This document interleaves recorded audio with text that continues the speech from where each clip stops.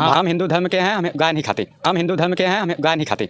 तो तुम नहीं खा रहे हो, जो खाता है उस पर पाबंदी लगा दो। क्यों नहीं पाबंदी लगाएंगे? गाय हमारी माता है।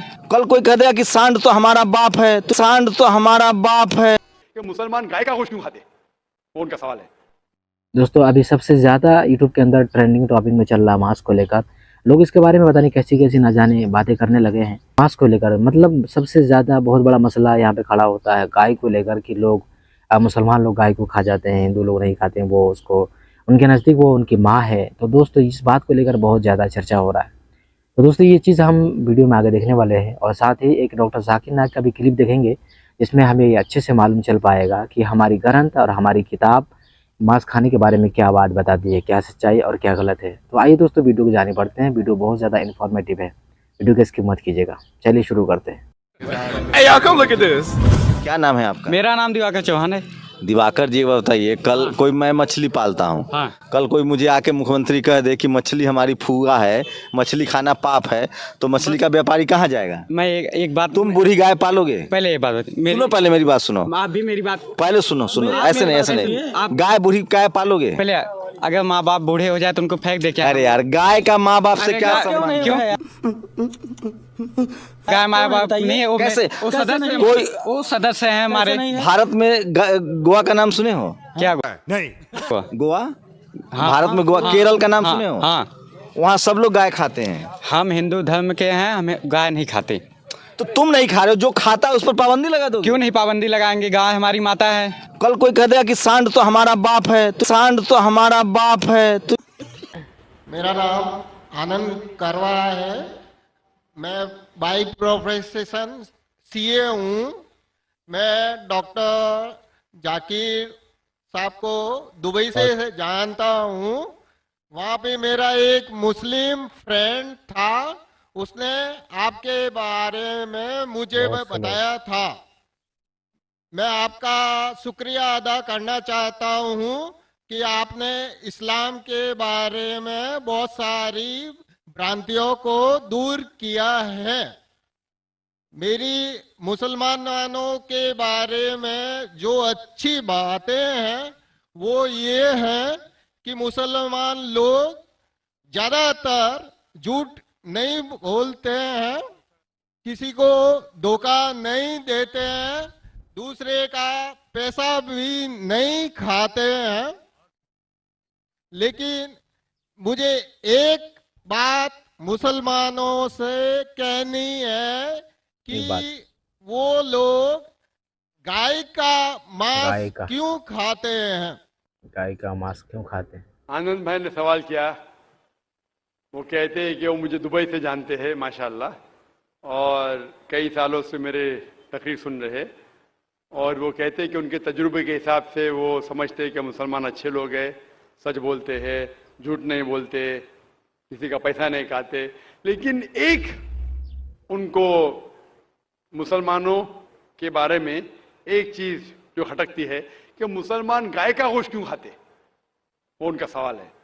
मैं पहले बोलना चाहता हूँ भाई साहब आनंद जी कि एक मुसलमान अच्छा मुसलमान रह सकता है 100% शाकाहारी होने के बाद भी। A Muslim can be a good Muslim even by being a pure vegetarian. शुद्ध शाकाहारी होने के बाद भी एक मुसलमान 100% अच्छा मुसलमान रह सकता है। लेकिन क्योंकि अल्लाह सुब्हानहू व तआला हमारा रब, हमारा खालिक, कुरान मजीद में अल्लाह ताला फरमाते हैं, सूरह माइदा में सूरा नंबर 5 आयत नंबर 1 में अल्लाह ताला फरमाते कि आप उन 4 पायों जानवरों का गोश्त खा सकते हैं जिनकी हमने इजाजत दी है। अल्लाह ताला फरमाते हैं सूरह नहल में सूरा नंबर 16 आयत नंबर 5 में कि आप कैटल का गोश्त खा सकते हैं। कुरान में जिक्र आता है सूरह मोमिनून में सूरा नंबर 23 आयत नंबर 21 में कि आप कैटल में से आपको मिलता है दूध, उनमें से मिलती है आपको गर्मी, और आप इनका गोश्त खा सकते हैं। तो जब अल्लाह सुब्हानहू व तआला हमारा खालिक, हमारा मालिक कहता है कि आप गोश्त खा सकते, तो क्यों हमें नहीं खाना चाहिए? मैं आपको कोशिश करूंगा बताने के लिए कि आज की साइंस ये कहती है कि हमारे जिस्म में हमको प्रोटीन की जरूरत है। कम से कम 23 एमिनो एसिड की जरूरत है। यही 23 में से 8 एमिनो एसिड हमारे जिस्म में नहीं बनते। उसके लिए फर्ज है कि ये हमारे खाने में हमें ये अमीनो एसिड मिलना चाहिए। कोई भी शाकाहारी, कोई भी भाजी पाला नहीं है जिसमें आटों के आटो अमीनो एसिड मौजूद है। फ्लैश में, गोश्त में आटो अमीनो एसिड मौजूद है। इसे साइंस कहती है कंप्लीट प्रोटीन, कंप्लीट फूड। आज साइंस ये कहती है कि फ्लैश फूड में, गोश्त में प्रोटीन है, नियासिन है, विटामिन B1 है। इससे सेहत अच्छी बनती है। और आज आप देखेंगे जो जानवर जो शाकाहारी होते हैं, जो सिर्फ भाजी पाला खाते हैं, भेड़, बकरी, गाय, आप देखेंगे इन जानवरों के दांत इनके चपटे हैं। उनके पास हर्बीवोरस सेट ऑफ टीथ है। ये सिर्फ भाजी पाला खाते, गोश्त खा ही नहीं सकते। जब आप देखेंगे मांसाहारी जानवर के दांत, शेर बब्बर, चीता, उनके नोकीली दांत होते हैं। ये सिर्फ गोश्त खाते हैं, भाजी पाला खा ही नहीं सकते। जब आप अपने दांत आईने में देखेंगे तो भगवान ने, ईश्वर ने, हमारे खालिक ने हमें दोनों दांत दिया है। चपटे दांत भी दिया है और नोकीले दांत भी दिया है। अगर हमारा ईश्वर चाहता था कि हम सिर्फ भाजी पाला खाए तो ये नोकीले दांत क्यों दिया?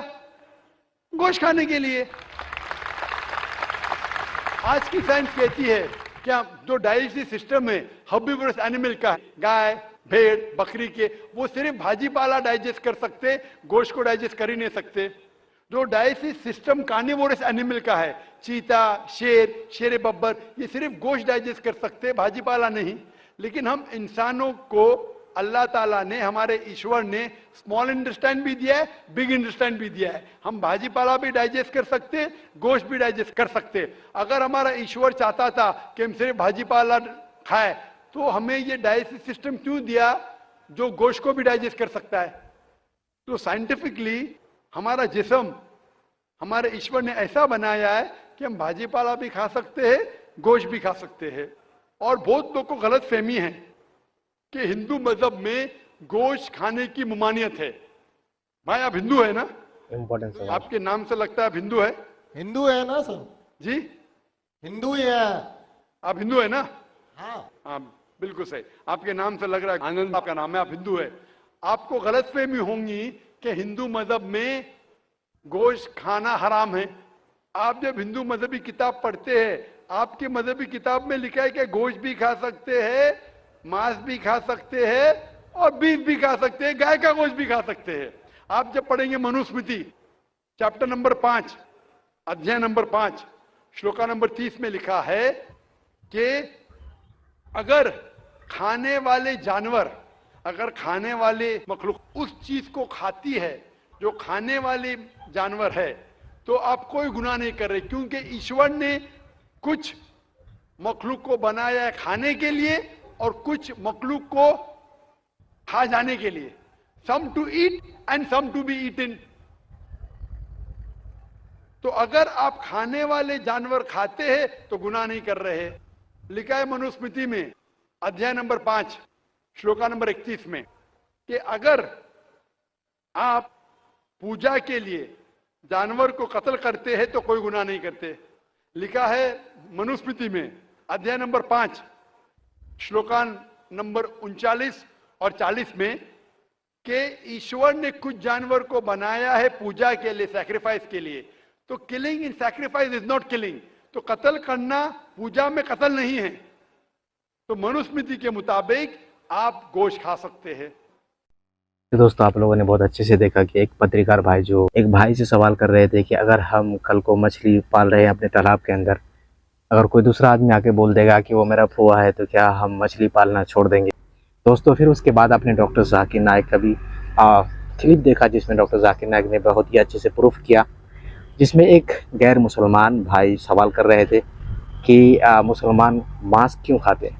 इसके बारे में डॉक्टर जाकिर नाइक ने बताया कि मुसलमान मांस इसलिए खाते हैं कि मुसलमानों की किताब कुरान खुद कहती है कि मांस खाना जायज़ है, आप मांस खा सकते हैं। अगर आपको वीडियो ज़रा सा भी पसंद आया है, अगर आपको वीडियो से थोड़ा सा भी नॉलेज या कुछ सीखने को मिला होगा तो प्लीज़ वीडियो को लाइक करके चैनल को सब्सक्राइब ज़रूर करके बेल आइकन को ज़रूर दबा लीजिएगा।